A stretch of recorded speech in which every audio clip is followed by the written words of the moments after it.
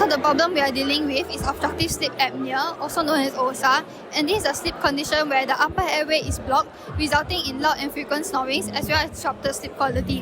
What we are trying to do here in our project is to introduce a positional sleep therapy solution to help to encourage, maintain, and support a side sleeping position when users are sleeping.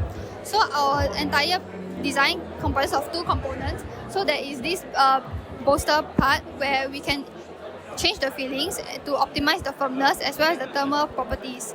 And then there's also the bedrail system where it helps to support the bolster when users sleep on their side, and this will help to increase the effectiveness and support on the back of the user. Thank you.